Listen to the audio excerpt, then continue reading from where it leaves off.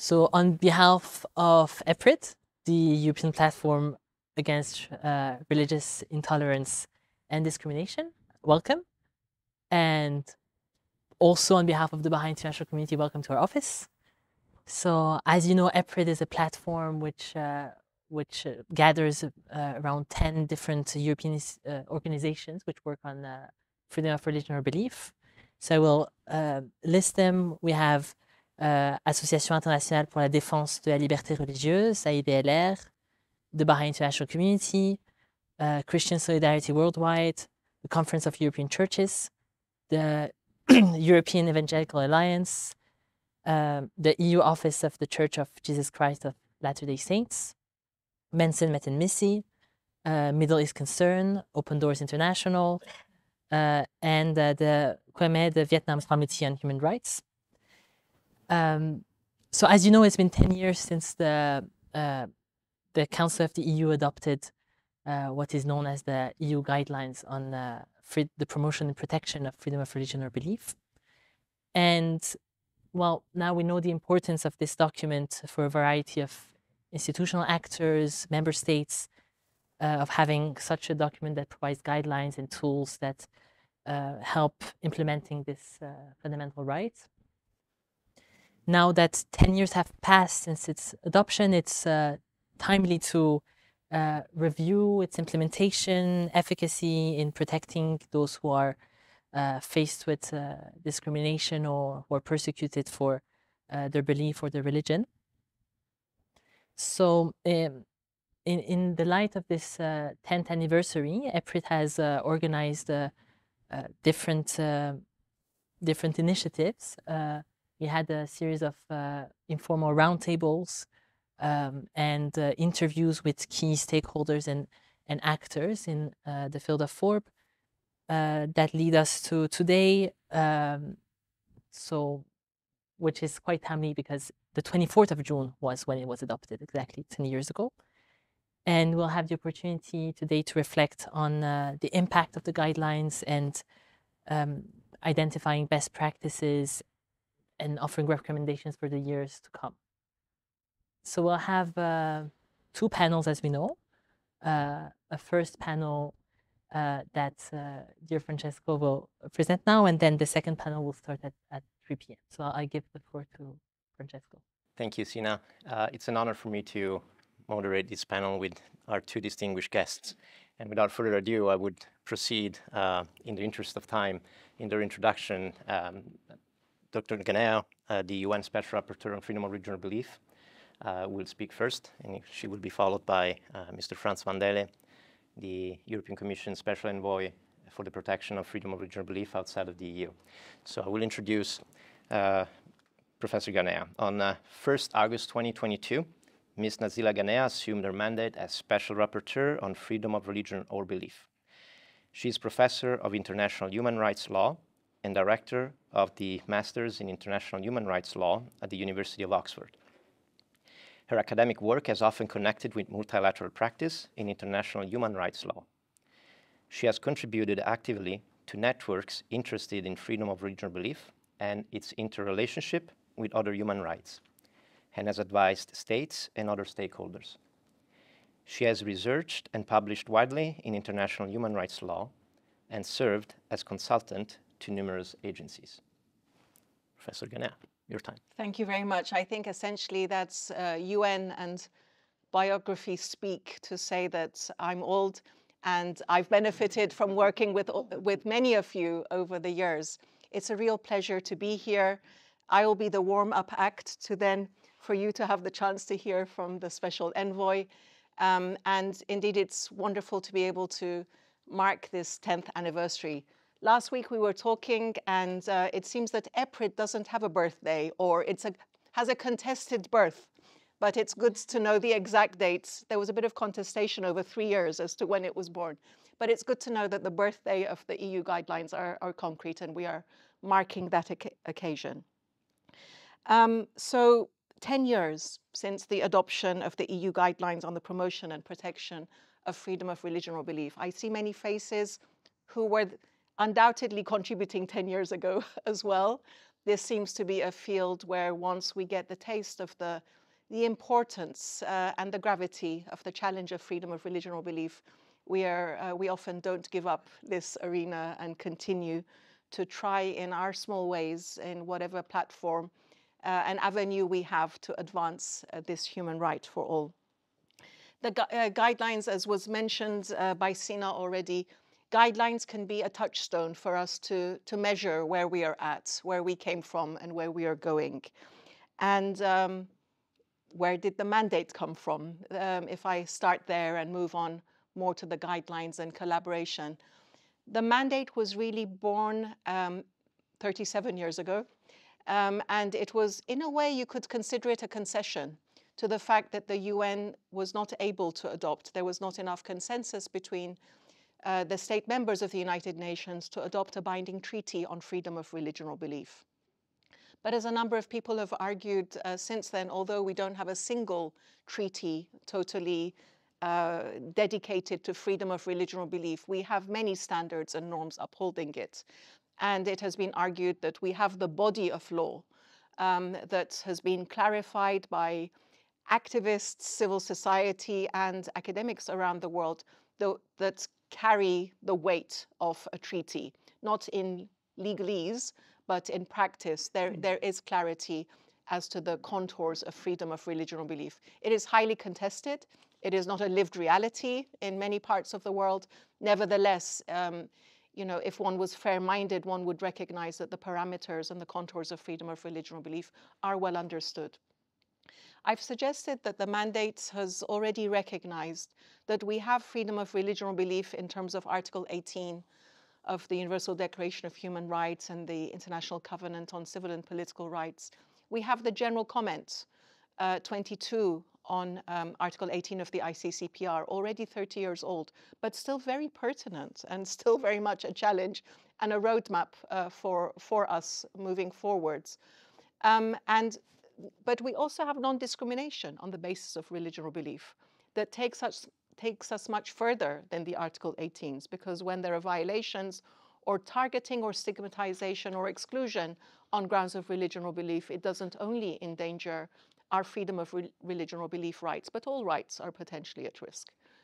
And then we have violations in the name of religion or belief. Some have said that violations of the human rights of others and other human rights in the name of religion or belief is primarily an insult to those religion and belief communities, because it is in the name of their religion or belief that violence and violations are being perpetuated.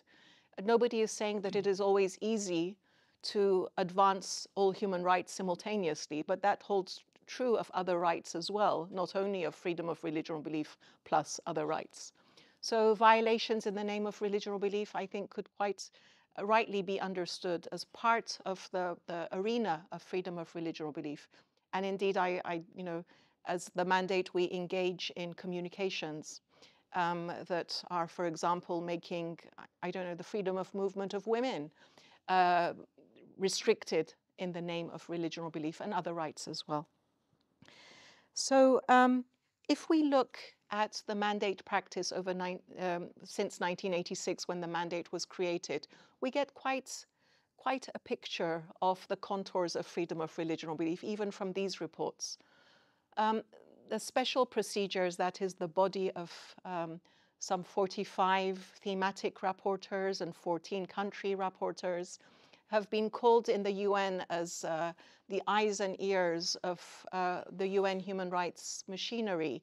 But if that were so, if we were able in some way to try and fulfill that ambition, then it would have to have a very important condition, and that is that the rapporteurs' eyes and ears in turn are civil society.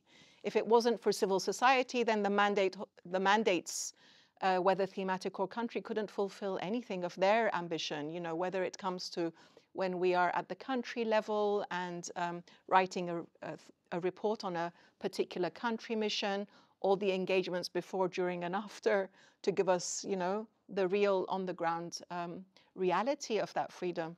Whether it is in terms of communications, where we pick up on reports of violations of freedom of religion or belief and related rights, and we intervene on behalf of the victim or victims to the government concerned and ask it to be answerable to the violations, to the laws and norms that have been violated, if indeed those reports are confirmed. So these are called allegation letters, and I find it somewhat uncomfortable that it's called an allegation letter, but essentially it has to be called that because we don't fly in and do a, we don't substitute a court, and we are not doing a deep analysis. But indeed, I trust them, even though they are called allegations. We do ensure that there is the consent of the victim or victims, and then we are putting our name, we're putting it on headed paper, and we're intervening on behalf of the victim or victims with the government concerned. I'm sure you're all familiar with it. As you know, these communications become public 60 days later. So it gives the state concerned the opportunity to respond. Sometimes the responses are somewhat, sometimes you just get a bunch of photos of very scenes of bloodshed, and you're told, well, this is what was happening, and this is what we prevented, and they don't really answer what we have intervened on behalf of. And sometimes it's not responded to adequately, but nevertheless, both the letter and any responses are made public. So we hope that that is a tool in the hands of civil society, of journalists, of lawyers, to say that, look, in a way, there's been an endorsement by the United Nations of that issue, and we hope it is yet another effort in order to advance the rights of those concerned. Communications also include press releases. And then there are 2 thematic reports per year. So it's very limited, it's unpaid. At the moment, I have 2 people in Geneva who are wonderful, very experienced, who work with the mandate, but officially there is only 1 person working per mandate. So it is quite, one gives time to try and compensate that. And one tries to keep the day job happy as well in the meantime. But the collaborations are what makes it possible. And it's is the word blessing okay to use? I mean, it's a real blessing that the field of freedom of religion or belief is so active and so diverse and multi-layered. So in the first report that I submitted to the Human Rights Council, I just wanted to acknowledge the richness of that. I think other mandate holders might rightly be jealous that there are so many actors and expertise and institutions and collaborations and networks developed over many years in this field.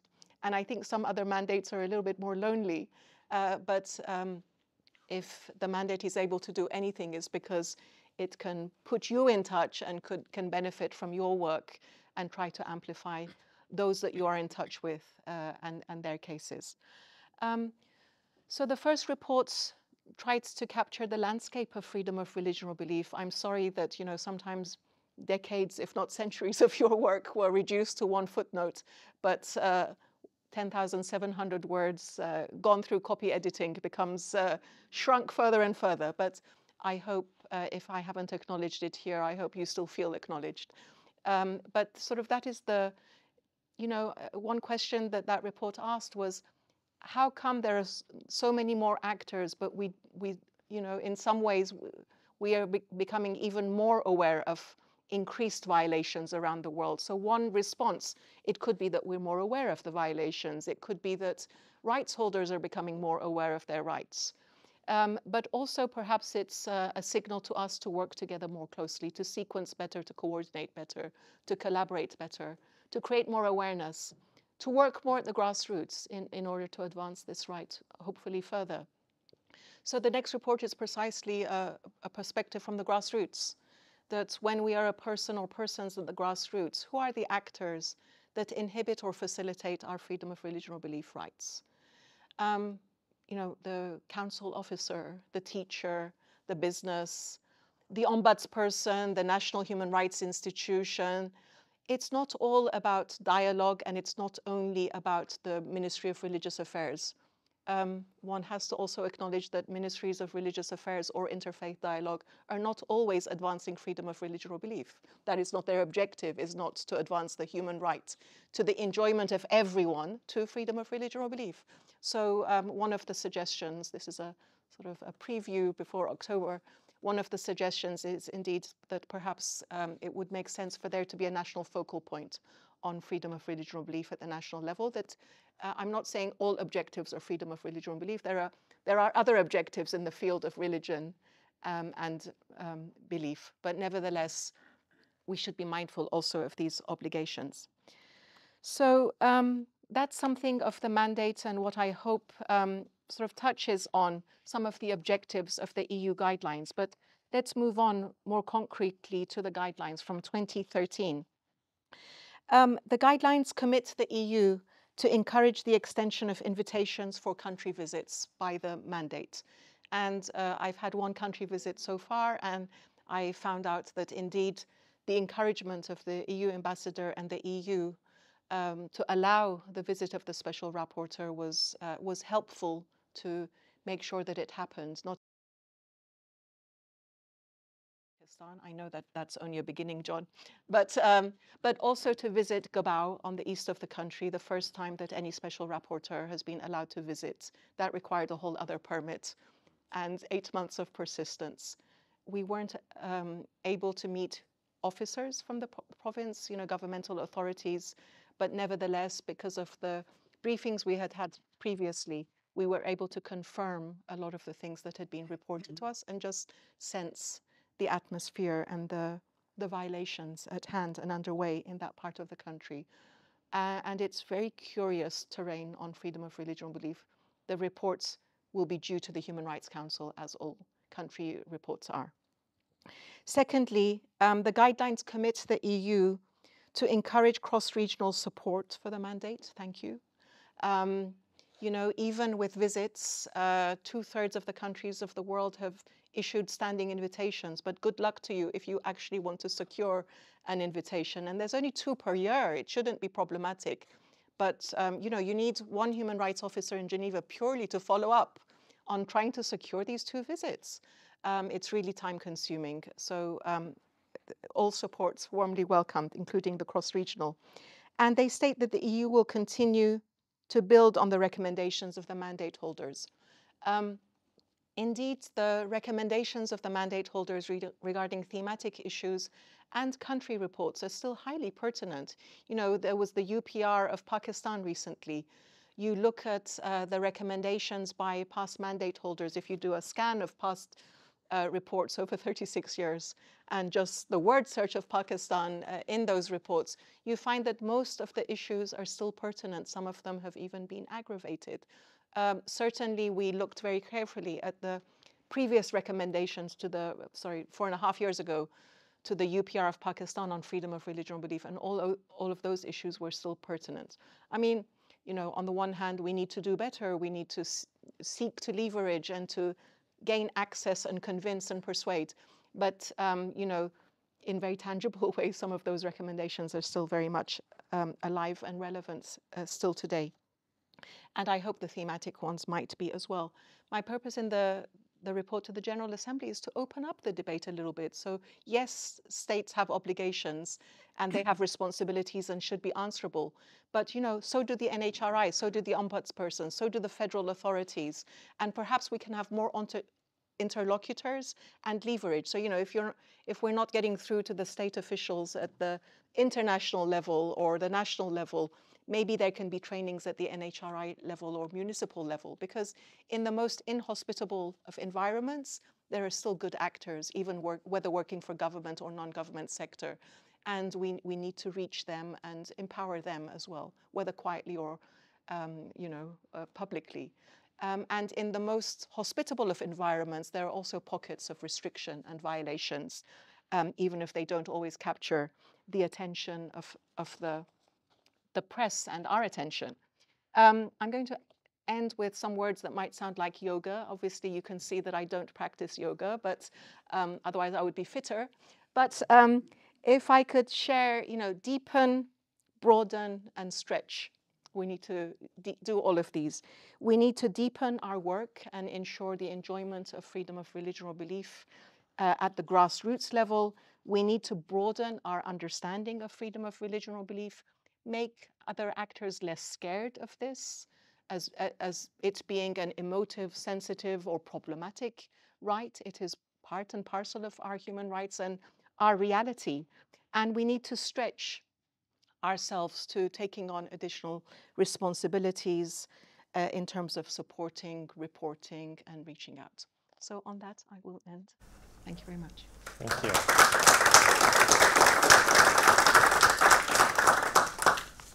I will now introduce the Special Envoy, Mr. Van Delle. Just as a reminder, this session will end shortly before 3. After Mr. Van Delle's remarks, we will engage in a question and answer session, so get your questions ready because it's a unique opportunity to engage with these two special individuals. So Mr. Frans Van Delle is a Belgian national and was appointed as Special Envoy for the promotion of freedom of religion or belief outside the European Union by the European Commission on December 7th, 2022. Frans Van Delle brings to this position his many years of outstanding experience in the diplomatic field, together with his commitment to the protection of human rights and religious beliefs. During his career, he held several key diplomatic positions. He was notably Chief of Staff to His Majesty the King of the Belgians, Chief of Staff for the President of the European Council, Herman Van Rompuy, and Belgium's permanent representative to NATO. Previously, he also served as Belgium's ambassador to the US, as well as ambassador and permanent representative to the European Union in Brussels. Mr. Van Delle. Francesco, thank you very much for these flattering introductory remarks, which are hugely overdone as usual, but still pleasant to hear. I'm a bit daunted to speak after Professor Ghanea. She has a longer experience, 1 full year. I only have 5 months. And so she certainly has a long lead in seniority of what I'm trying to do. But I want to stress at this occasion how important the standard setting by the United Nations is for us in the European Union. And I hope that we can work together in the International Contact Group, and in other occasions. We had a long discussion this morning, which was quite fruitful. And I discovered something which she just mentioned. If we had more collaborators, a bigger firing capacity, we could do more. But well, life is life, as always in bureaucracies. We are having now this 10th anniversary of our guidelines. You dwelt on it at length. I want to stress one point. These guidelines are guidelines in the sense that they serve a purpose which people like myself, but I'm not alone, other people in our system, try to make come true. But the very important point I want to make about the guidelines, these guidelines are based on the International Covenant. They are based on a series of international treaties, most of which came out of the United Nations, the Declaration on Human Rights. And why I'm stressing this, you could think that I'm stating the obvious, which in a way I am, but the importance is to repeat over and over again that freedom of religion and belief is not just an invention of the West, is not just a kind of a hobby horse of a certain part of the planet. No, all this is based on international rules, which have been approved by the majority of member countries of the United Nations. If you try, like we are trying to do, to push this issue, this question, this human right of freedom of religion and belief higher on the agenda, you discover a number of obstacles. And I'm going to mention 3 of them. The first of all, particularly in our postmodern, let's say Western societies, I have seen since the 5 months I've been doing this job, a lot of indifference and a lot of ignorance. I haven't heard many hostile remarks, but I got a lot of questions. What are you going to do? What is the idea? What is behind it? Whom are you going to work with? Is this really a priority? And I tell them, when I'm talking about this, when I'm meeting this kind of ignorance and this kind of indifference, what can you do about it? I try to broaden the base, the popular and the political base for what we are doing. I work a lot with people in the European Parliament, which is a multiplier. I have been working already quite closely with the External Action Service, because if you're alone, you're just alone. And I have to make sure that in the workings and trappings of the External Action Service and in the other sectors of the Commission, then this objective of serving freedom of religion is really taken into account. So you have to broaden your popular base, as they would say in politics. The second thing you have to do is to incorporate that in other policies. What we are trying to do. If we have somebody who goes to X, and they have all kinds of trade issues and monetary issues and energy issues, to tell them, hey, you're there, you're talking with these guys. Don't forget about human rights. Don't forget about the right, the freedom of religion and belief. Mind you, belief, the word belief is important. Because in the mandate I've got, it's not only about freedom of religion, it is as well very much about the freedom of people who have philosophical convictions which have nothing to do with religion. And we have to make that point. It's a tricky one, because easily you end up with very delicate issues like apostasy and like blasphemy. But we should incorporate this as well. This part of the mandate should get a real implementation for its own right, but as well because it broadens the base for the job I have been asked to do. First obstacle, overcoming indifference, overcoming ignorance. The second obstacle is about religious rivalry. Now, fortunately enough, as you see here in Brussels, because I've been in contact practically with all religious and conviction representatives here in Brussels, then you see that there is not very much, there is no question of rivalry. I was with Vice President Skinas, I was in Jerusalem. We had long meetings, both with the custodian of the Al-Aqsa Mosque. We had an evening with all Christian leaders, and we saw that they work together. It is important. But that is not the case. And I can say that particularly here, it is not the case that everywhere there is no rivalry. No, there is a lot of rivalry between majority and minority religions. The consequence of that rivalry is that it becomes more difficult in a number of other places, in a number of other countries, to overcome this ignorance or this indifference, because well, they're always fighting each other. So there is a price.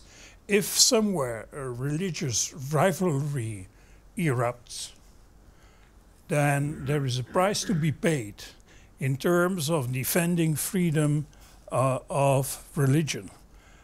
And once the danger is there, once you are confronted with the phenomenon of religious rivalry, that is the breeding ground for radicalization, and the rest of the story you know. That's a second obstacle I'm meeting when I'm trying to deal with these matters. The third one is the behavior of states. governments play a very big role in this field. You have governments who try to eliminate religions. You have governments who try to play off one religion against the other and to keep. You have governments who do a serious job in trying to keep the peace. But seen from the perspective which is mine, we have to tell governments that one of their missions is to ensure the freedom of religion and conviction, as they have subscribed in all kinds of international instruments, and we have to tell them that those are not just vague and empty words, but something to be followed up. Now, if I have these three obstacles, you can analyze obstacles at the surface. And then it's about government X, a religious leader Y, and so on and so forth. That is at one level you can come to grips with. You can try to convince people. But over and beyond that point, there is an essential one which we tend to forget. It's education, education, and education again. Because I've seen already in these 5 months I'm doing this job, all kinds of form of persecution happening in areas which are not particularly developed, where the level of education is low. I think, and the Union is trying to do its best through all its development programs to foster more education. It's there that we begin, and it's there that we can change what happens to the next generation. Thank you.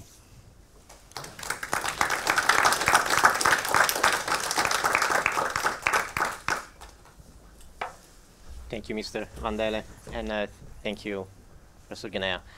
Well, I would like just to break the ice with the Q&A session, but I would invite you to think of what you would like to ask our special guests. Well, I would like just to break the ice with bring this discussion probably on a personal level, something that we rarely do in these settings. But the question for you is, what motivated you, both of you, to take on your respective roles, and what personal experiences or events shaped your commitment to freedom of religion or belief? Okay. Now, I'm a Belgian. Culturally speaking, Belgium is rather a Catholic country, not exclusively Catholic. My grandchildren have been baptized in the Protestant church, so there is diversity, but essentially I was brought up with the idea that a religion is a positive. And how was that explained to me when I went to school were always the two same arguments. The church helps social order and equality, let's say on the horizontal plane. And secondly, the church is the one who has transmitted values, works of arts, traditions over the ages. That's basically it. Now, I think the 2 points I'm making are rather well understood in my country. They were part and parcel of of the education which many of us has got, and it would certainly, if you use that argument, ring a bell with a lot of my compatriots, as it did with me. I think sensitization about the importance of freedom of religion or belief, especially, as a lived reality, I was very touched by what you just said, then creates a platform for connection with everybody. My parents are Iranian. My father has passed away. I had an aunt who was a Christian missionary from the UK to Iran. There are those in our family who didn't continue religion, and my father converted from Islam to the Baha'i faith, and I was brought up in the Baha'i community, and I'm a Baha'i. But my father had to leave Iran because of his change of religion or belief. He was never given his medical certificates. So before the revolution, he had gone to work in Qatar, at that time not yet independent, and practiced medicine there. We would visit Iran because the restrictions just meant he never got his qualifications, but not that we couldn't visit. But then after the Iranian Revolution, we couldn't visit because you were required to give your religion for the exit permit. And if you put Baha'i, you were forbidden.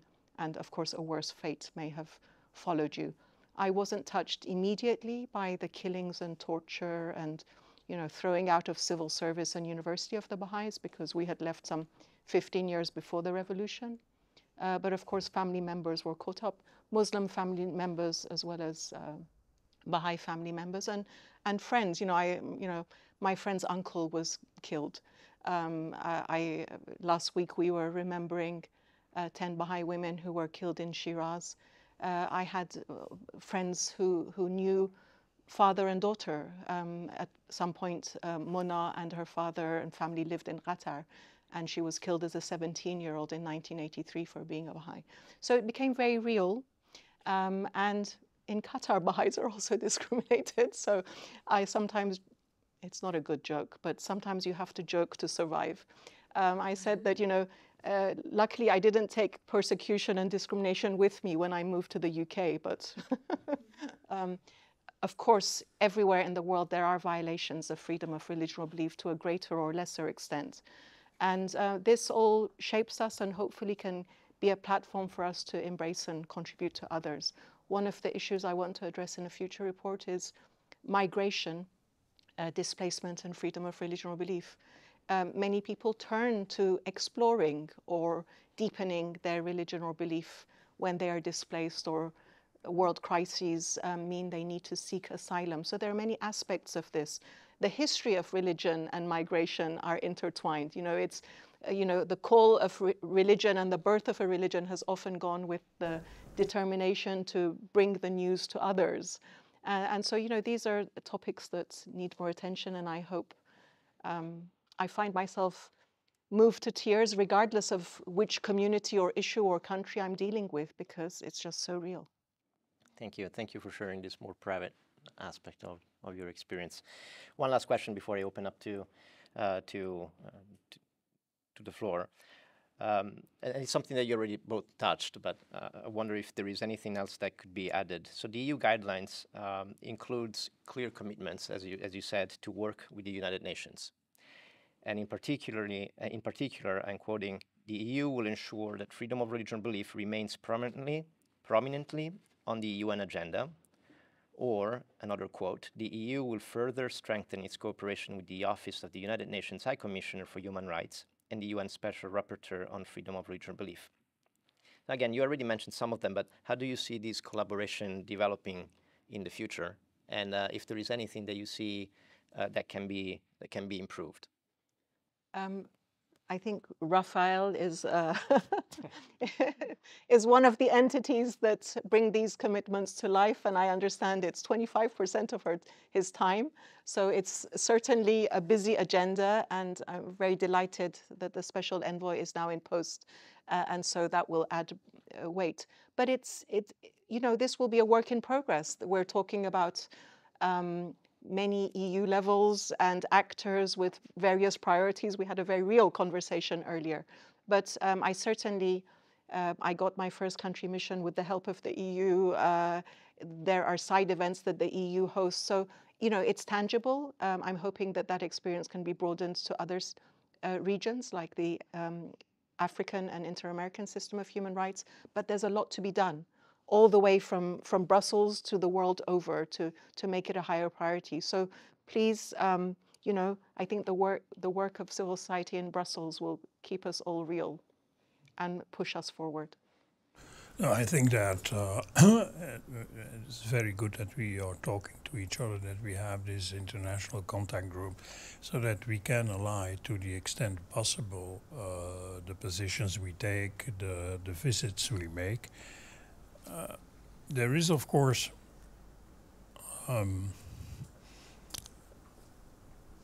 the UN's freedom of maneuver in this field is different from the freedom of maneuver you have as a European representative, because at the UN all states are member states.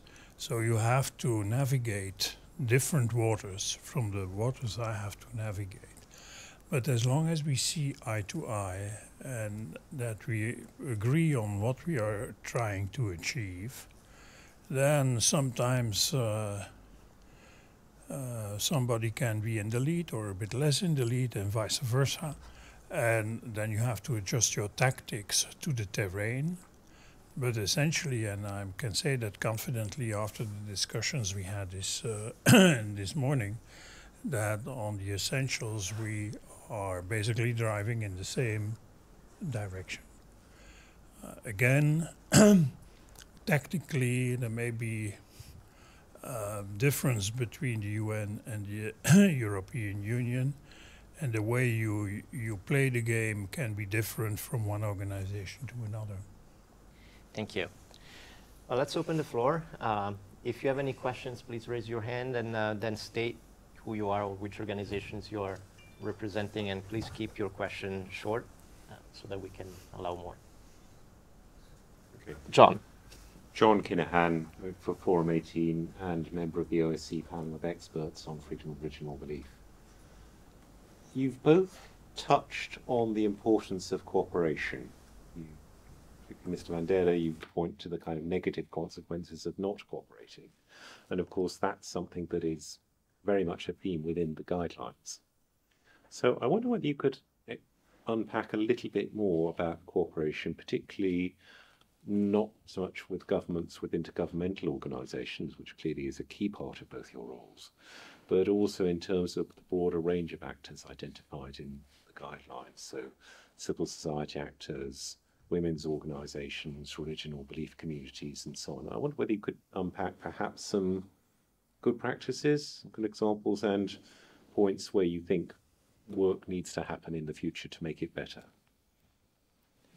So would you like to take 2 or 3 questions together before? I think I saw Marcela and then Elisabetta. Marcela Szymanski from Into the Church in here in Brussels. In both mandates with Ms. Gania and Mr. Van Dalen, you both need leverage in order to have some presence in front of the nation, the member states that are in the respective organizations. So there are a few leverages that you can invoke to make member states comply with their obligations. And one of them is really, again, set very successfully by the European Union, and this is the granting or not of trade preferences, the generalized system of preferences, which is a system that is under review this year. And all the beneficiaries of this generalized system of preference, allowing them to export all their goods, or most of their goods, to the European Union without any customs duties, is a little bit underutilized, and is being reviewed. It consists on eliciting a political change, including human rights support, by showing compliance with 27 international agreements, of which, for example, I can say that Pakistan complies not very well with none of them, and there are 10 agreements of human rights. Okay, and I have a list, of course, that some of you have already seen, of where exactly Pakistan is not complying. Member states of the European Union grant these. It's the ministers of foreign affairs of the European Union who have to say, yes, okay, you can have it again, Pakistan, for the next 5 years or not.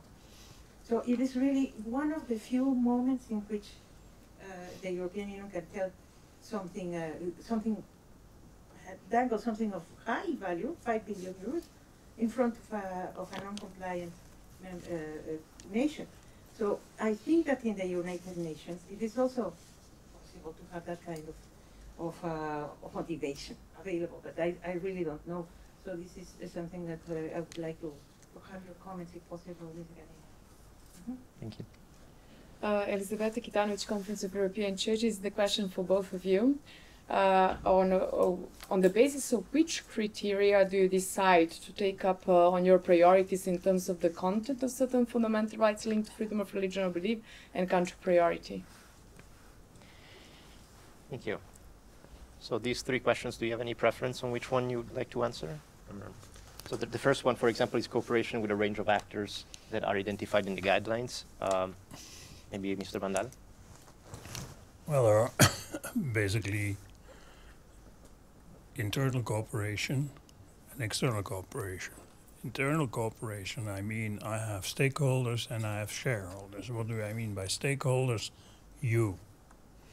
And I think that together with Vincent de Peña, I've seen practically representatives of all religious, all beliefs, all NGOs. We have seen them because I wanted to know what the concerns are. And I will continue having this dialogue. That's cooperation. Again, internal cooperation is about what I call my shareholders. Like any human institution, the European institution has many rooms and many chambers. And they all, you try to influence them and to push them into using some of their contacts, some of their credit as well to serve the purpose of freedom of religion. Now that sounds easier than it is, because from experience you may know that if you tell somebody you are going to conclude a trade agreement with that country, that concluding trade agreements is the worst thing you can do. I've done it myself. There is always blood on the floor. The knives are on the table. That's trade negotiations bring out the worst in any human being. But if you tell to some guy who is negotiating a trade treaty with the knives and the forks on the table, and you tell him, well, you have to use the occasion to do this or to do that, he doesn't like that, because his life is already complicated enough. But still, if you push enough, you may end up there. And there are different quarters in the Commission. There is the External Action Service, which is quite helpful, I must say. There are different quarters and centers of power inside the European institutions. They all have their own agenda and their own priorities, and you have to try and push your priority in their priority list. So for 1 hour of negotiating outside, you negotiate at least 2 hours on the inside. That's cooperation. And if there is no cooperation, it's just not going to work. That's as well the reason why we, in our conversations this morning, Professor Ghanea and myself, we decided that we were going to work closely. Why? Again, it's only when you have this kind of cooperation, and I can think of a number of other countries which have a real interest in the freedom of religion and belief, it's only if the same signal comes from all quarters to a third country, that in the end they are going to say, well, we may have a problem, we should do something about it. Often it's about telling governments you have to keep the peace between what happens on the ground. So that is cooperation. Do you want me to cover the 2 other questions as well, or Please, and then the leverage question, or the leverage, as they say, on the other side of the the channel?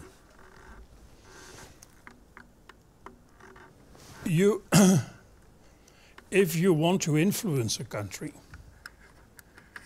or a group of people who are set in their ways, set in their convictions, you have to think about how you can make a difference.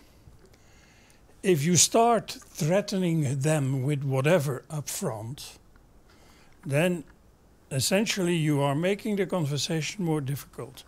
Because nobody on earth likes to be told what he has to be doing. You have to make sure that there is a receptibility for the message you carry.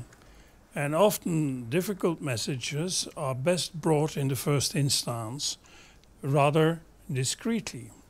Secondly, what you do is you have your message. In any country I know, there are always different centers of power, different groups, different streams, and so the receptibility in one quarter may be bigger than the receptibility in another one, and you have to play on that. going to threats leverage and is the end of the road. Certainly not the beginning of the road. Because if you put it at the beginning of the road, the chances are very high that you are shooting yourself in the foot. Thus you have to build up. An important element for, at least from my point of view, I know that nothing in the world is perfect. What I look at is to see whether a country is moving in the right direction. And then you try to make sure that that after the first step, there is a second step, there is a third step. Time is the basic ingredient of good diplomacy. And then the third point was about priorities. Well, this third point reflects what I said earlier. If you are, you have to make, of course, priorities. You can't visit all countries and try to influence all countries. And there are two parameters which are of high importance. What are the countries with the worst problems? And secondly, in which countries can you have a group, or can you convince them to listen to you? Because the problem is often that you go to a certain country and they listen politely or less so, but if people are not willing to hear your message, then it's difficult to bring them a message. So prioritization is quite important, and we are working on a list of countries we would like to visit. And that will keep us busy for at least 100 years to come. Thank you. Well, Professor Ganea, let's I'll try to be really questions brief and, because I'd love to hear all the questions, even if we can't respond to them. So, Elisabeth, we've mapped the countries that have been visited over 37 years of the mandate. We've looked at regions that have been less visited, and we've looked at. We are also mindful of, you know, not only going to the worst violators, because sadly we don't get access, even if we are requesting those visits to countries that have very grave violations, and I won't refuse to go to any country, even if it's controversial, or because I'm not a diplomat visiting the country, so they can't abuse my presence too much in terms of making themselves look good, right? And I suppose the advantage is that anywhere I visit, even if there isn't good access, I can write a report on it, and that can be a learning for the rest of the world. So, you know, in a way, the rationale for visiting countries is somewhat different and carries slightly different consequences. So I'm also mindful of the countries that are getting visits. Let's say there was an URFBA visit recently, and there are some of countries have a Friends of FORB international contact group. Okay, so I'm mindful of all of those, but ultimately I request, and it's very hard to get a confirmation of the visit. And in terms of thematic areas, I'm trying to push on new horizons and just taking it into the grassroots. So for example, shareholders, yes. I have started a dialogue with the UNDP. So, you know, we all know about the work on FORB and development and the SDGs, excellent background. What is the next step is to get the UNDP to be acting on this, because my goodness, suddenly our resources and access multiplies tremendously.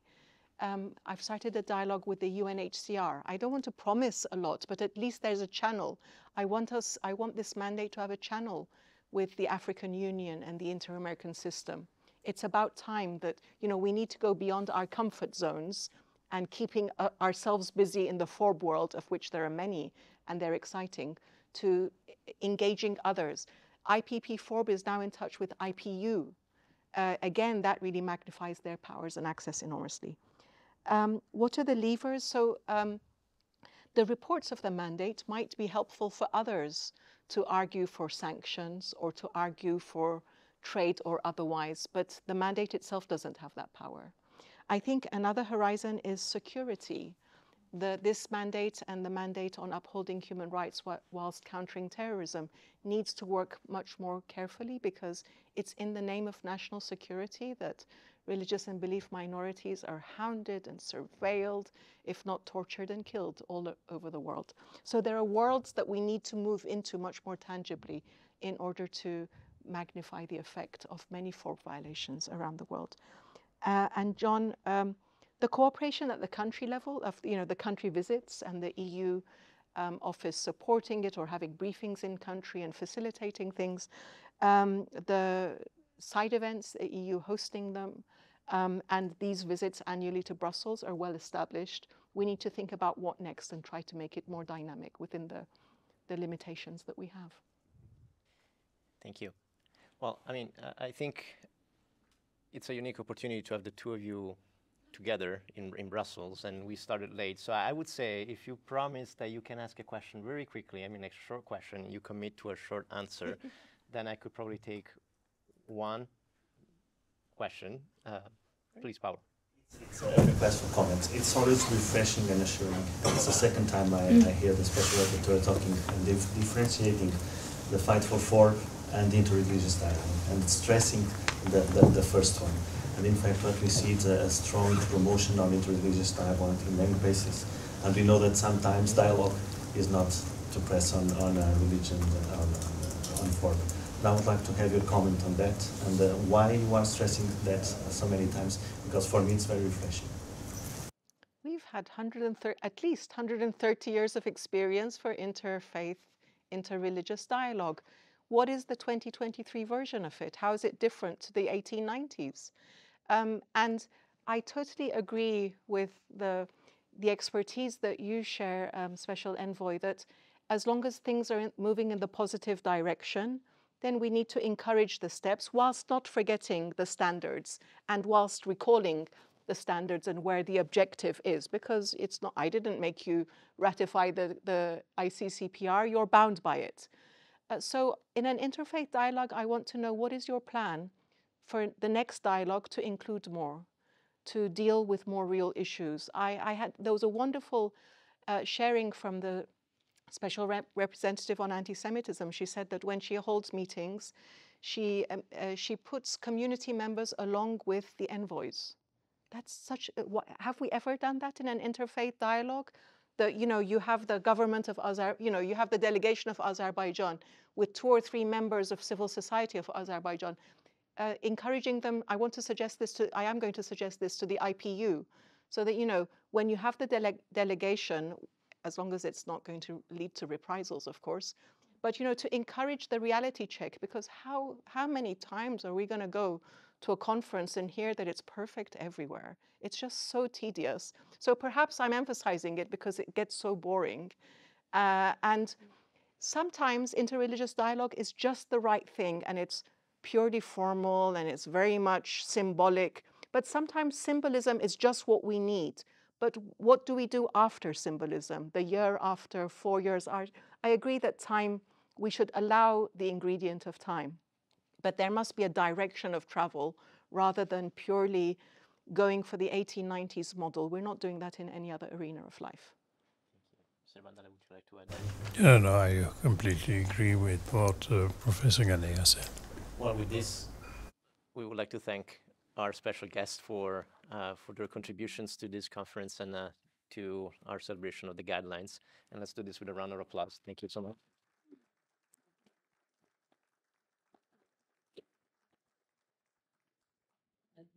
So dear colleagues, we'll have just 2-3 minutes to set things up for the next panel.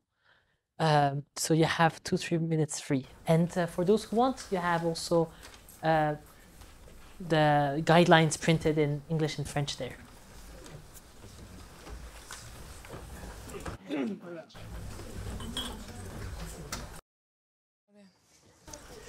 Okay, welcome to the second session.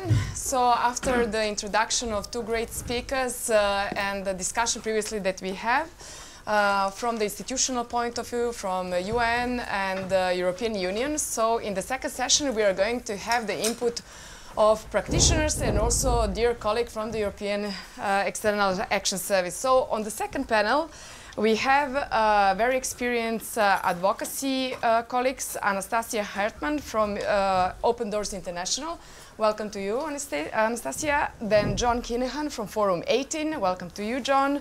And Rafael Varlin from European External Action Service. So all of you who are working in the field of freedom of religion or belief, I'm 100% sure that you have came across these organizations and these colleagues who are sitting in front of you, and I'm very pleased that I am able to moderate this panel. My name is Elizabeta Kitanovic, and I work for the Conference of European Churches. So, from the advocacy point of view, some of you and many of you who are here present in the room, you have been participating in advocacy for developing the guidelines on the freedom of religion or belief in the European Union.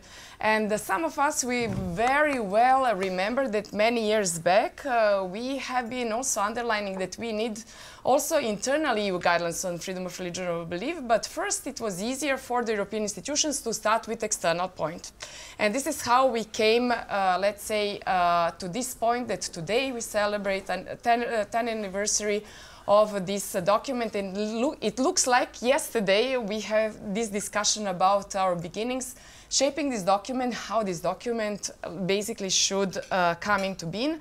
And I'm very pleased that John Kinahan is here next to me, because I remember that 10 years ago we were sitting in Turkey at the table in the restaurant, really shaping these guidelines and discussing what are the main points. And complaining how European Union until then didn't do much in terms of freedom of religion or belief. And we remember how also European institutions back then were actually very difficult to approach in terms of freedom of religion or belief. So it was not easy for anyone, neither from the side of the institutions. And I'm happy that Willy Fautrey is nodding here, so you confirm this. That also from the side of the institutions, but also from the side of the advocacy officer, from all religious and belief organizations who were trying to bring this issue forward, was really hard.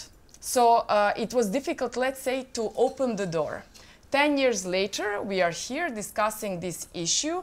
And we will see now in this panel how far the things have moved since then. Because it is not enough that we have just the document, because we were very excited, because that was seen 10 years ago as a big victory. We have the document, EU Guidelines of Freedom of Religion and Belief, but that was actually just the beginning. That was just the start. And of course, for the institutions to learn how to deal with this document, and for us on the side of the advocacy officer, how to implement this how to contribute to the implementation of this document also was, let's say, a long way. And of course, what was mentioned in the previous panel, this ignorance and indifference was standing then on the way, and still we can see them also from the side of the member states. Also in this area of freedom of religion and belief, it's still there, and it's not going to disappear for a long time, as long as we don't put our forces together. So, Anastasia, you have been working for quite a long time within the field of freedom of religion or belief, especially, I mean, your organization, which is very recognizable, Open Doors International. Everybody knows you have been organizing lots of events in European Parliament. You brought lots of cases to European External Action Service. How do you see this document from your point of view as advocacy officer? Is it easy to work with this document? Do you find the open doors when you come and when you bring the advocacy issues which are coming at your desk? How it works in practice? Thank you so much. Yeah, good afternoon, everyone. It's I must say it's very humbling to be on the panel today, because yeah, I'm sitting with very distinguished experts here, and I must say that when I arrived in my role here in Brussels as the EU advocate for Open Doors International, some of the things in the dimension of FORB were given to me. And this is something that I would like to give a credit forward to the European institutions? Well, first of all, obviously the guidelines had already been in place. There has been a person within the External Action Service, within the Human Rights Division, that I can always approach in order to raise individual cases. So that's something that that is, yeah, a huge support every time that we need to work on something. The fact that we are, as an NGO, as a faith-based NGO, invited to share the issues, to raise certain concerns for this or that country, not only on FORB-related matters, but also on the general situation on human rights in a specific country or a region. That's a huge, that's a big opportunity for us to really do our work. The fact that there is a special envoy for promotion of freedom of religion or belief, and even though there has been so much polemic around the mandate, the very fact that it is there, that it's you know, it was continued and it's still there. It's a big help for us. Yeah, and I must say that apart from the fact that there are some things that are extremely important for us, and there are some issues that I face day by day when I work on FORB-related matters here in the EU. Well, the one, and by the way, I want to say that I think on this panel today, I am the most, let's say, practice-based voice, because I wasn't there when the guidelines were, you know, developed or drafted. I'm really at the downstream of the documents. So really what I face is, you know, day-to-day work with these principles that the EU has committed to observing when they address FORB-related matters. So if one of my colleagues if you do not agree with me with something that I say, please do challenge me, because I feel that this would be a very fruitful discussion, because that is my perception on how things are developing at the moment. But please do say if that is not exactly how you perceive it. That will be for the benefit of us all, I think. So one of the things that I notice day by day is that there is a lack of transparency and sometimes lack of reporting from the side of EAS when we raise issues related to freedom of religion or belief. Now, like I said, it is true, we are invited to share some cases, we are invited to share concerns, but oftentimes after such a consultation, nothing really happens. In the way that we will not know whether these cases have been raised with a counterparty, be it a third country or a certain institution coming over to Brussels or a delegation traveling to the country. It is not always clear whether something that we share is raised, what response the EU gets.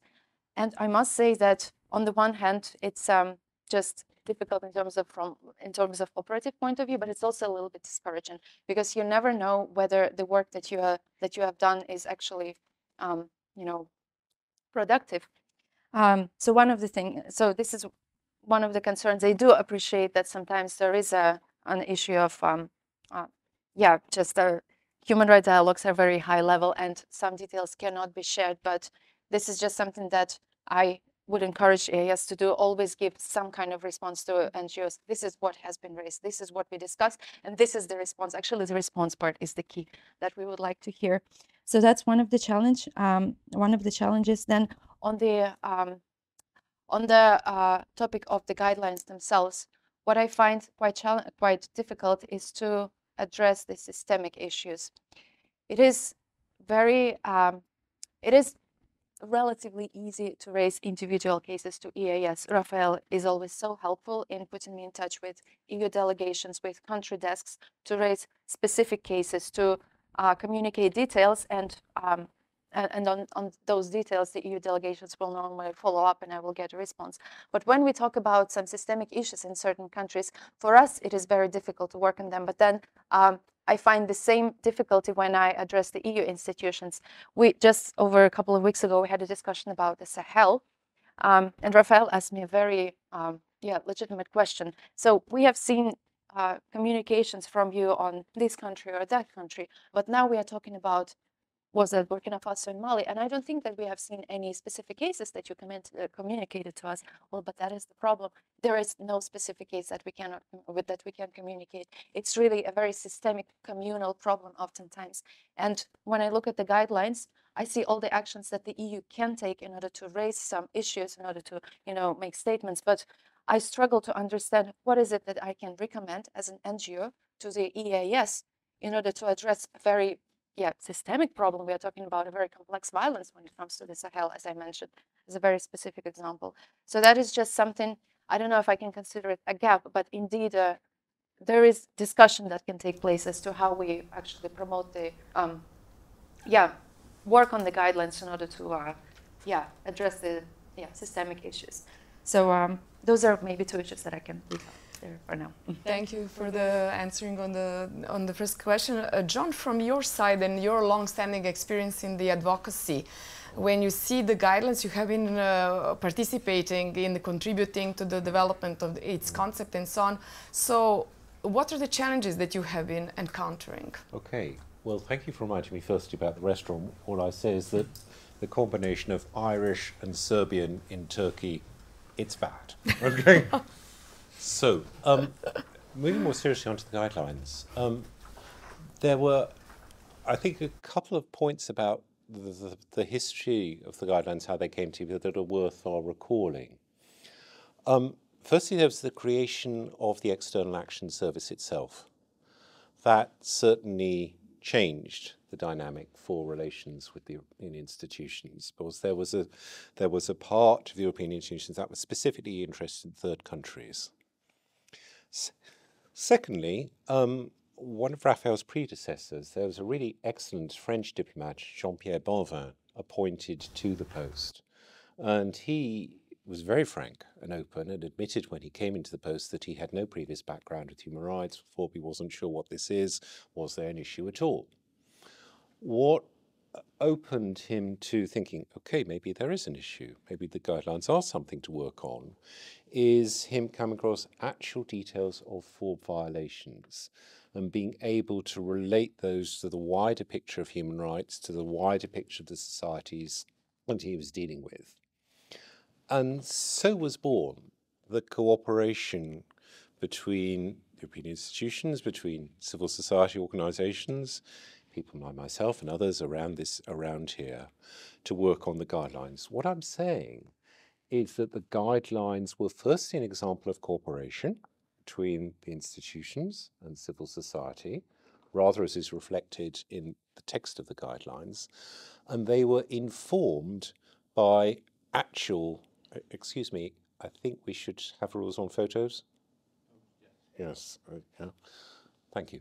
But is that we should, remember that the guidelines are in interaction with actual violations that go on.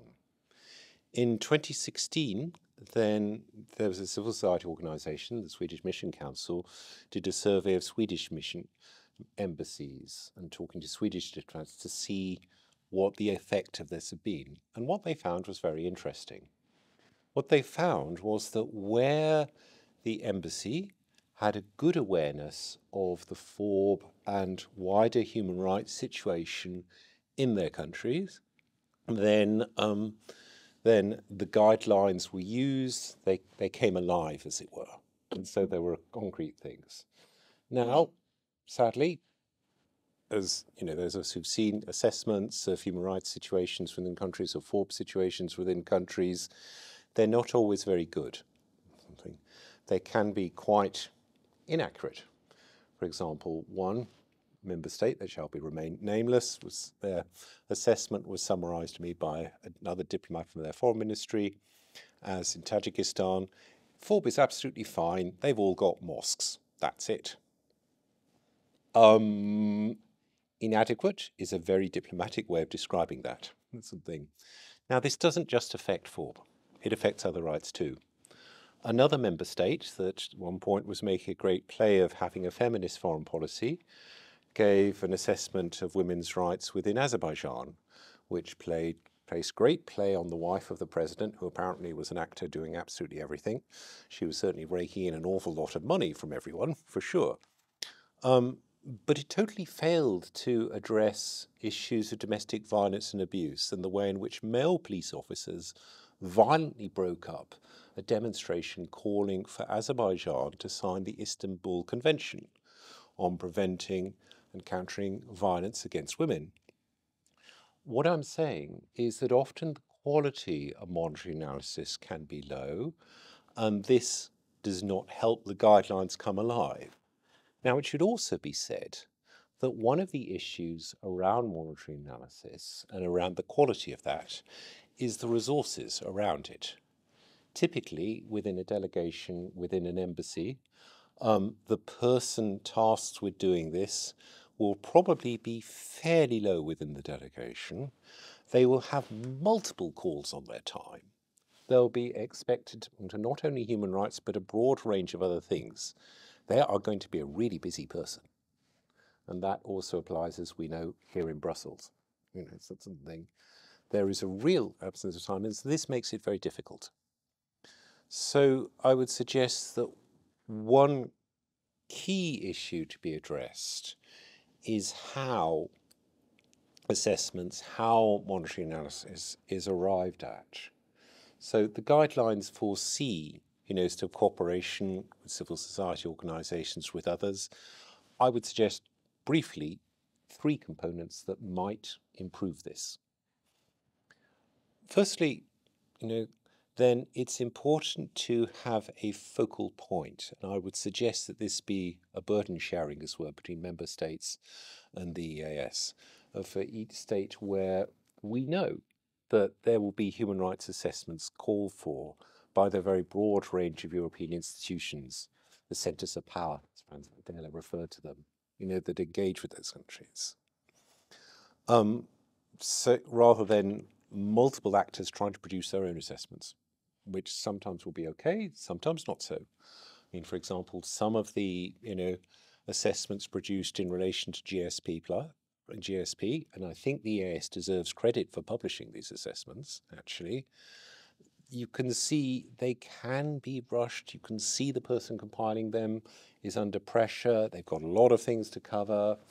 It's not where you'd want the assessment to be. The second thing would, I think, be some kind of a unified standards around this. So,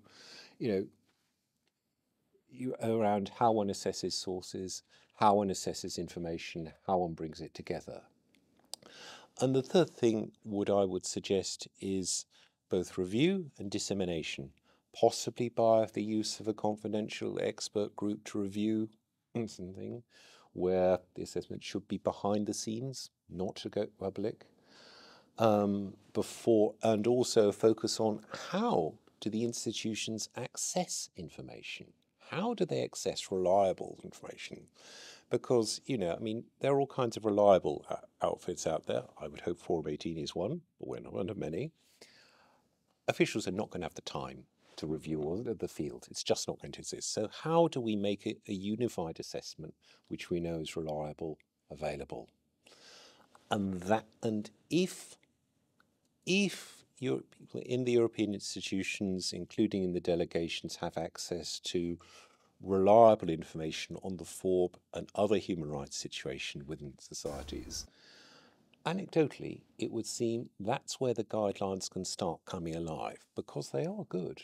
They give a range of principles, they give a range of tools available, but there needs to be an understanding of the context within which they can be used. And that, of course, includes the broader context of the entire picture of the EU's relations with that country, with that territory.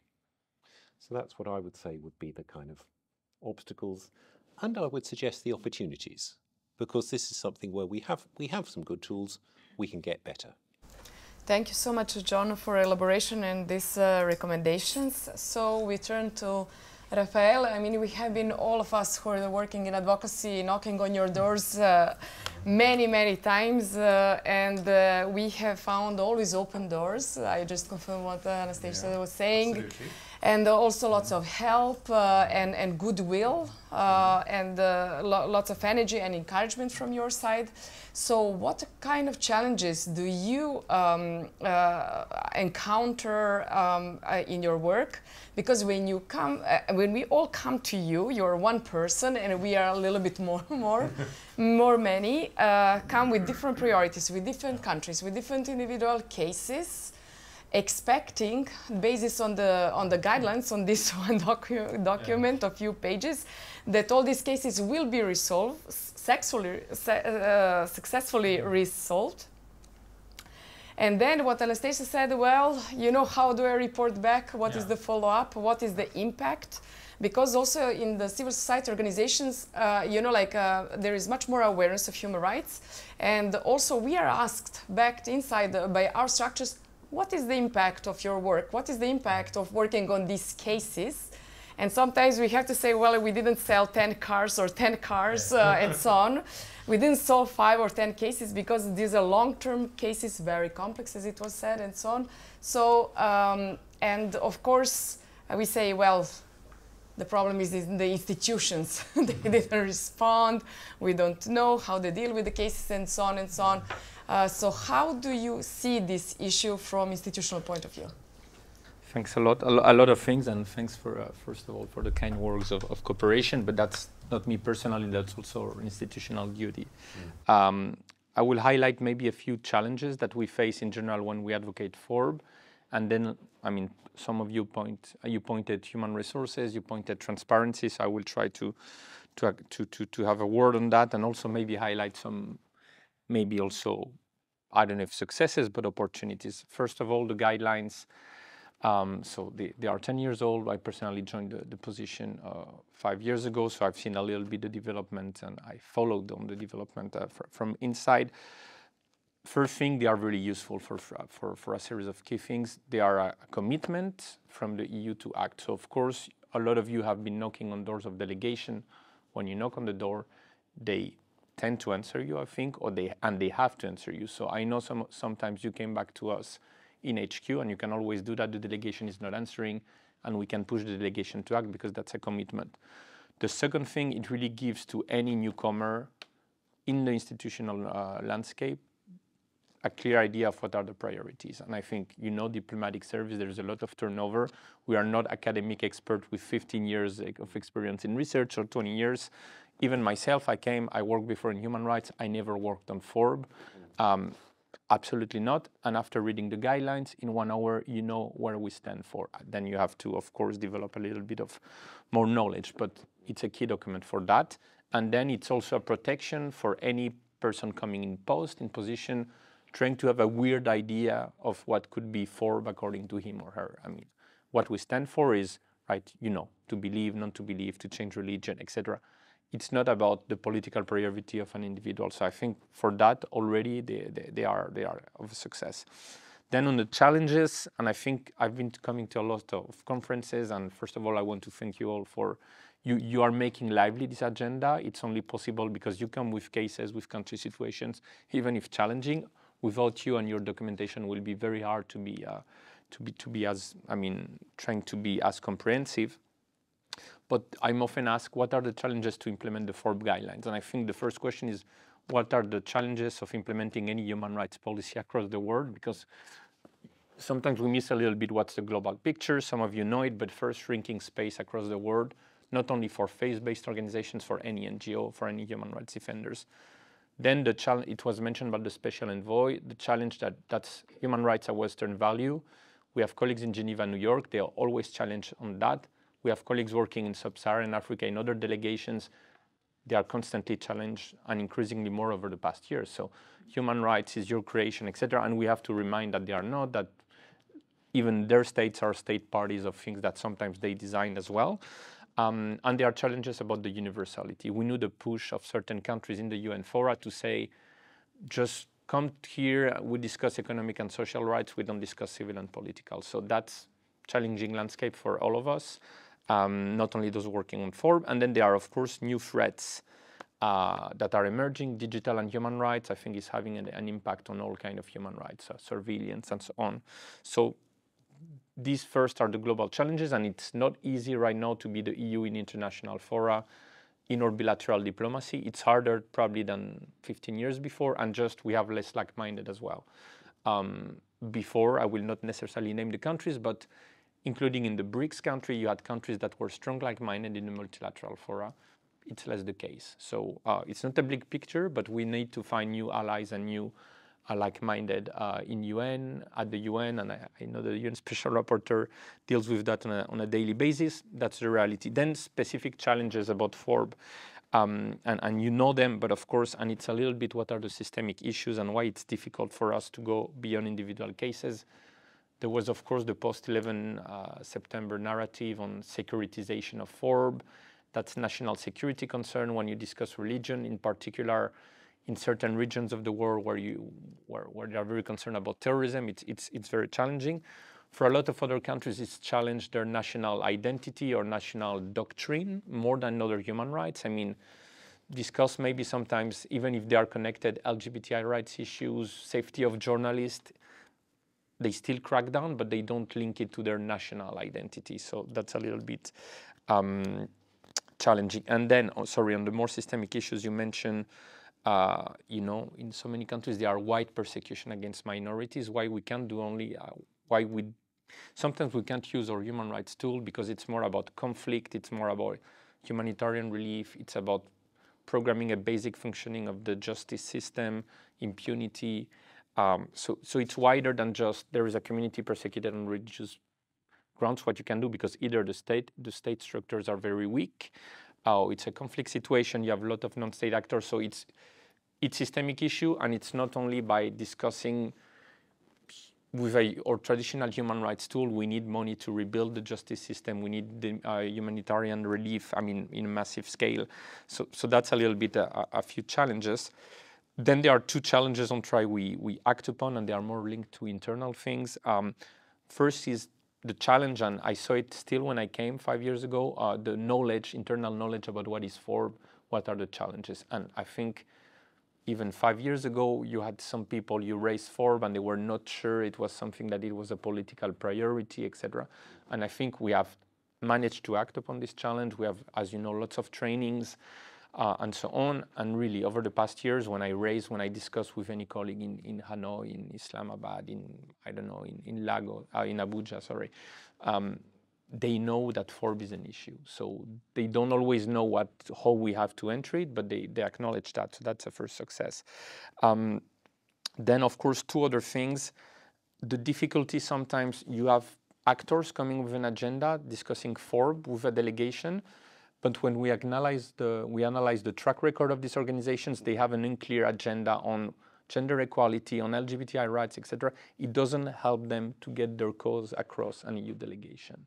And that's a little bit, I don't mean necessarily everybody needs to have the same human rights agenda, but sometimes there is like messages that are not fully clear.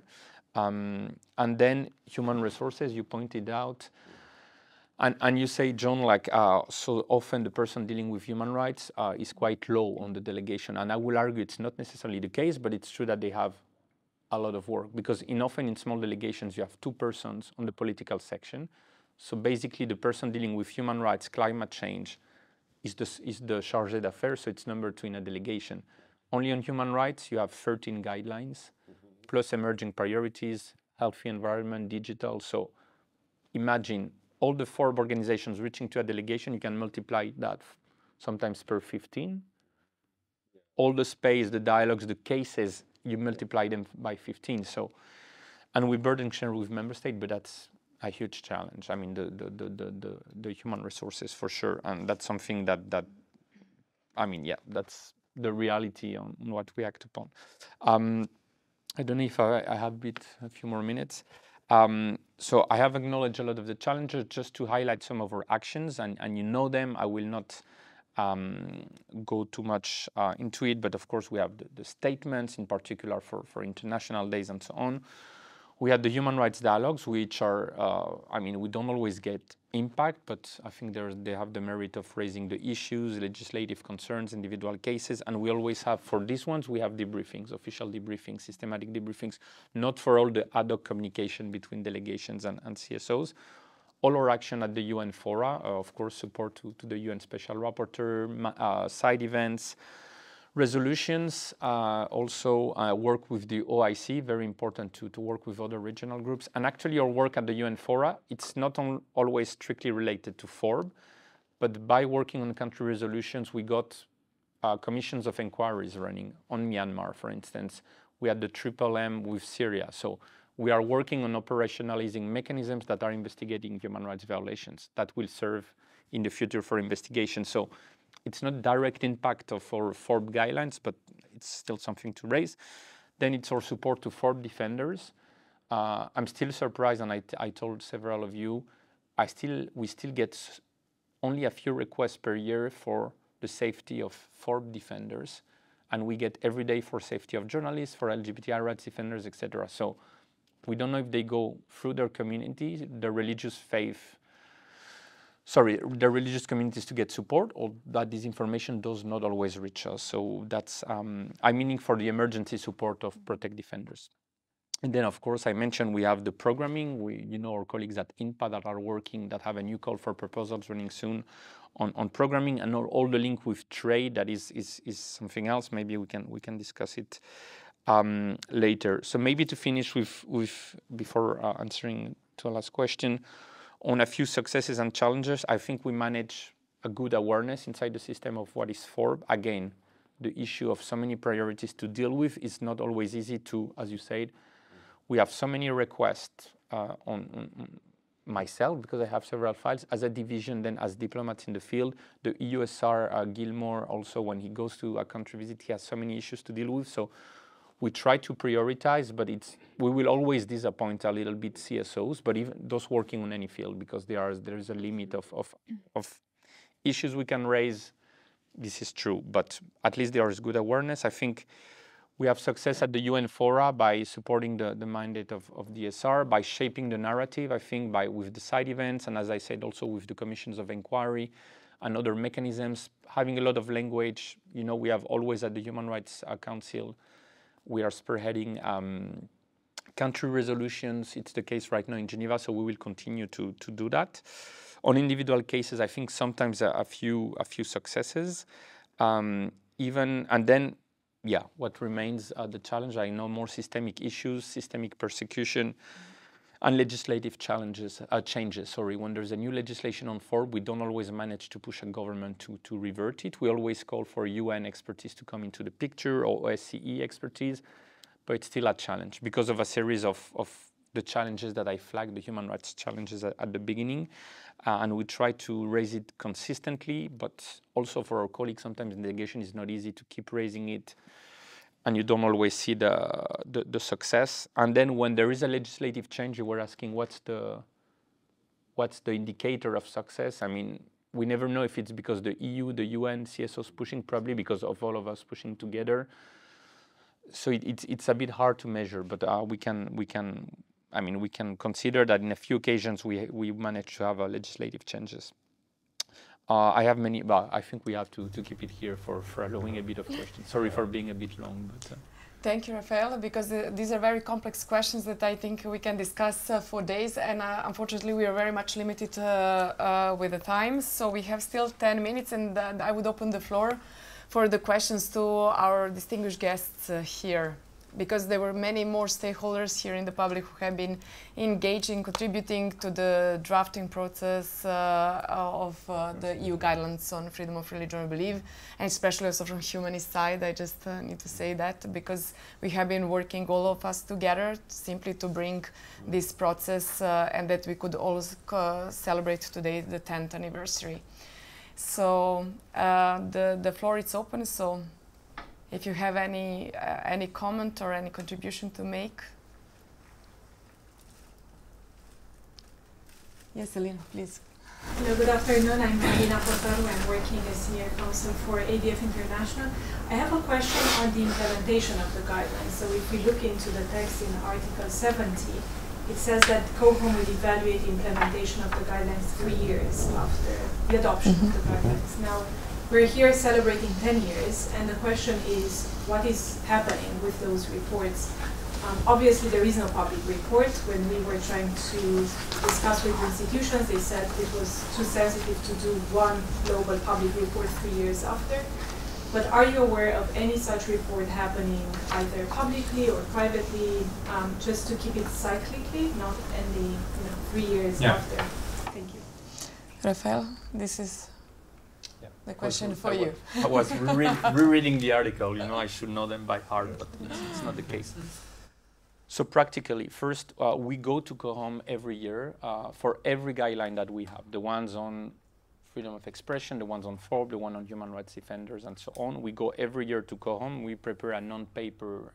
I try not to be bureaucratic, but I will be a bit bureaucratic. We prepare a non-paper for all member states, a little bit similar to what you find in the annual report for human rights and democracy, where there is a 4th chapter. And we explain to member states what we have been doing over the past 12 months. I did it again this year in March. I went to COHOM. You have a non-paper, and then member states can say, like, I mean, recommendations, what's working, what's not working. So in practice, we had already 9 discussions, so 9 evaluations by member states of the FORB guideline.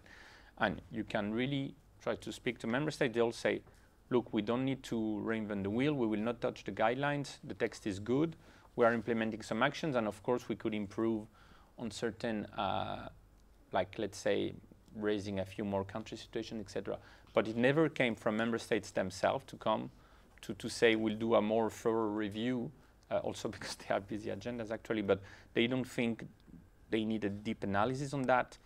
And then COHOM, again, they are like specialists, so they are generalist human rights experts in here in Brussels.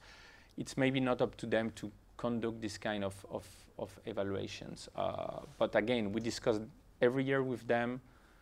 They don't think any tool needs a major renewal. Of course, they say certain member states say we can use more the trade leverage, we can maybe raise a bit more of these country situations, etc. But I never came with a more systemic approach to that. So Article 70, say they will evaluate the implementation.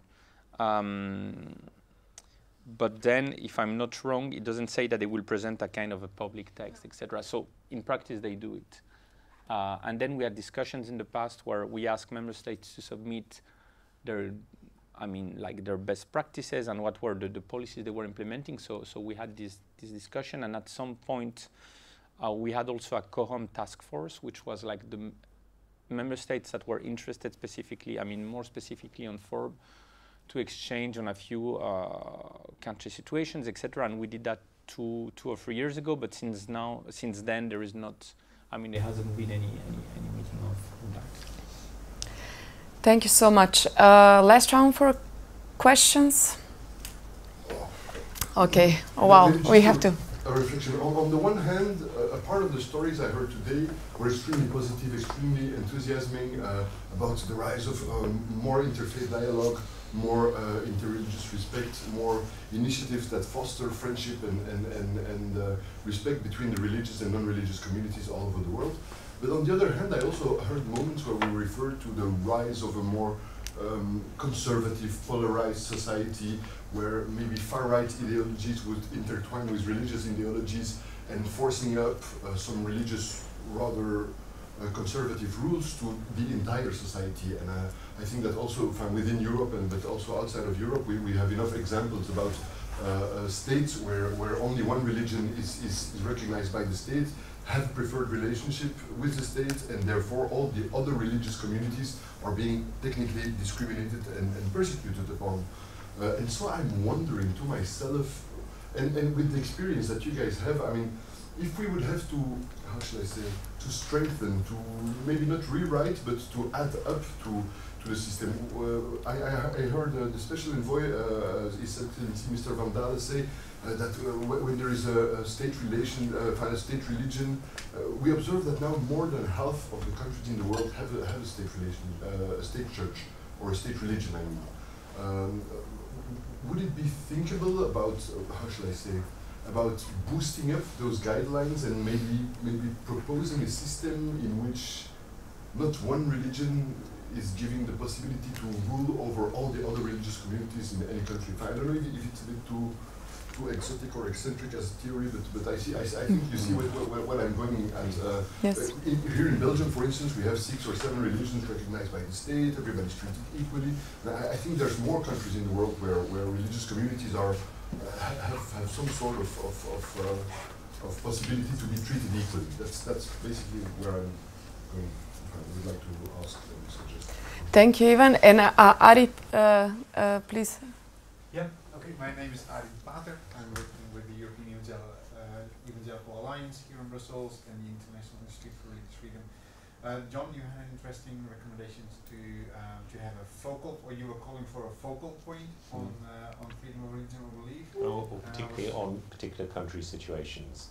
Oh, because we already have a focal point. But you mean what, here in headquarters or at delegation? I mean, it's a question of resources, so that's why I proposed the kind of burden sharing. What? That's why I proposed the EAS member state burden sharing. That was about the question I wanted to ask. How does a focal point look like? How could we implement it? What role could civil society play in that, or the special envoy? But this is a slightly different focal point than I understood. Okay, fine. So, Rafael, would you touch a little bit on guidelines in terms of main religion, majority versus minority? Because I guess this is also the context that we are basically talking about. Look, first on the guidelines, I mean, my point of view, I don't know to what extent this is a confidential conversation, but we are not, I think, not adamant to open guidelines because everybody say they are good. Plus, given dynamics of negotiations potentially at the council, we don't think it's nice to reopen these debates. I don't know on what to refer to you boosting the guidelines. What we do is try, of course, first, and we know of certain like trends that are anti-human rights around the world. What we try to do is to give the voice a lot for delegations to civil society, to independent civil society, to invite them to big events, to do campaigns a little bit, to show that actually like people are like persecuted, discriminated, and they need more state support. On state religion, I mean, again, without being an expert, and maybe some of you actually have a better idea than I do, what we do, of course, in dialogues and bilateral diplomacies, we say, look, all different religious groups should be registered, should have the right to worship. So that's something that we clearly advocate for. And anytime there is discrimination to to public services, we also raise it and we say this should not happen.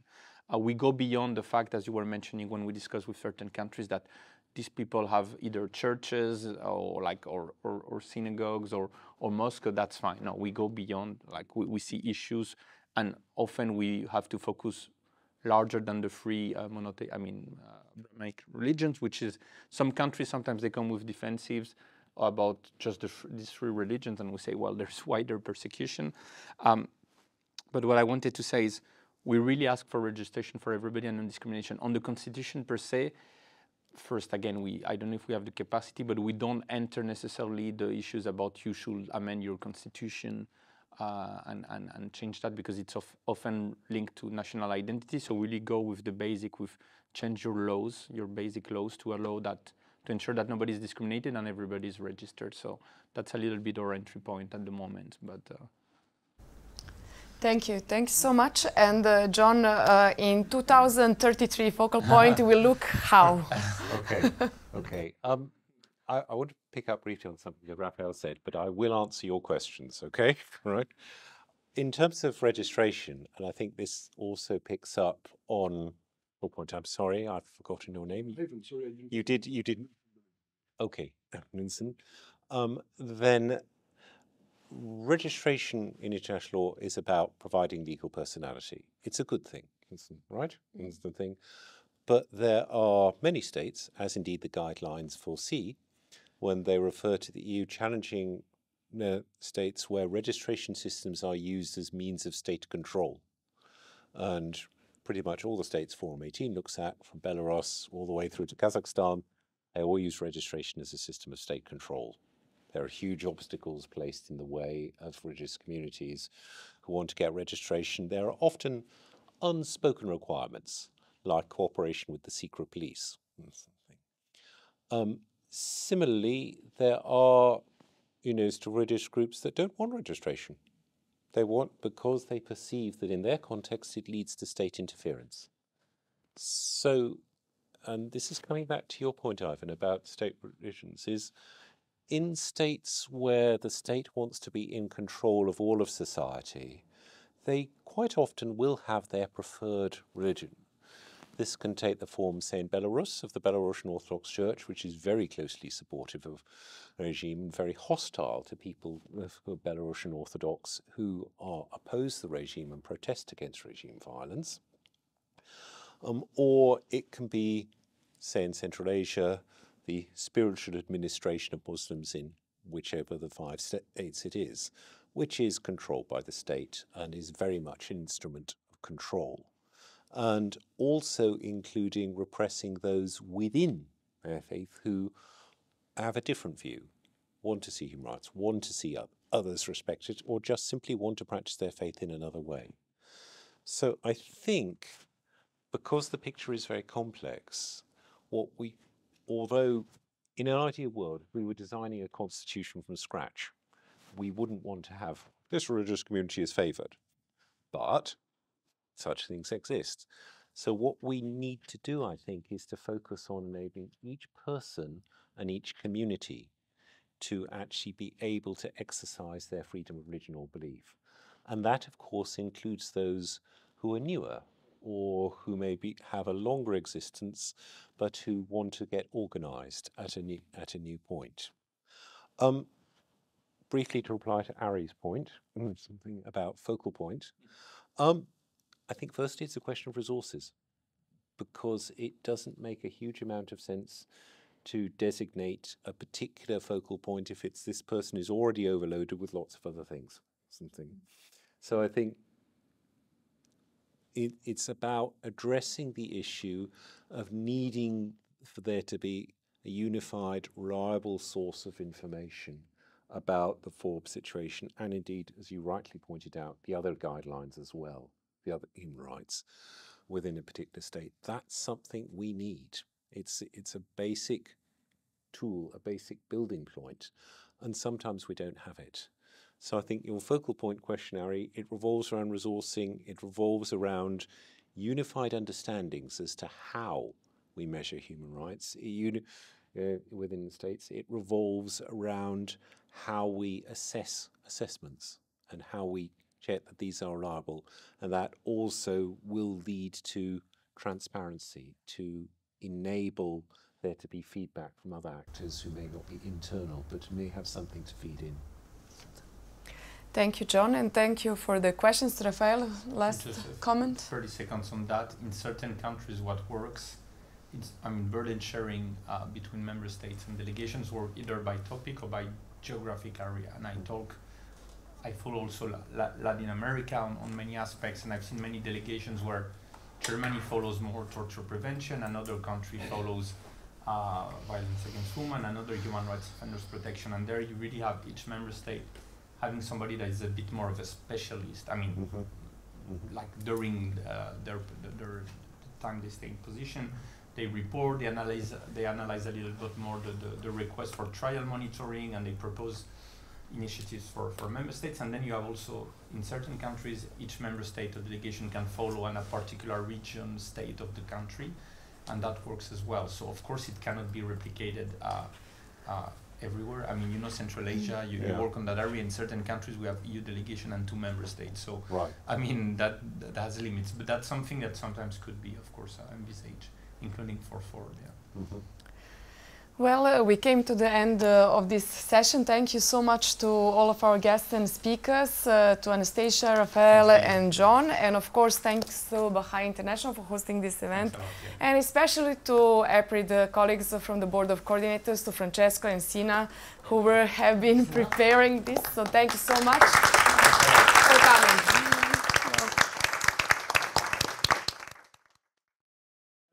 So this was a very interesting meeting, and I would like to thank the Board of Coordinators of EPRID because it's important to commemorate this 10th anniversary of the European guidelines for FORB.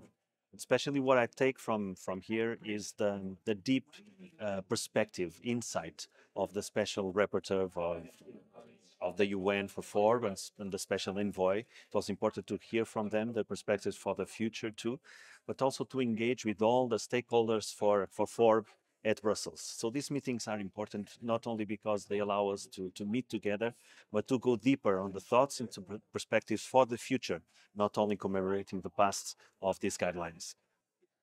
We just had a very successful meeting on the 10th anniversary of the EU guidelines on FORB. It was great to see so many people with an interest, and I think that is important to raise the profile of the guidelines so that people will realize that we have the guidelines and why freedom of religion or belief is so important, and how we can use these guidelines to make sure that FORB is promoted both here in our own countries, but especially in the countries outside the European Union. We were very happy to host this conversation on the occasion of the 10th anniversary of the EU guidelines on the promotion and protection of freedom of religion or belief. This has been an event as part of a series of initiatives to mark the 10th anniversary, and we're very happy to have facilitated this encounter between the EU Special Envoy and the UN Special Rapporteur and civil society and EU officials, and we look forward to also putting into practice alongside other actors these what came out in these discussions. We can note, for example, the importance of education, also questions on how to better collaborate between the UN Special Rapporteur and the EU, and also looking at how we can have fruitful collaborations with civil society, between civil society organizations and the EU Special Envoy. So in the name of the Board of Coordinators of EPRID, thank you to all the participants, and we look forward to the next steps in working for freedom of religion or belief.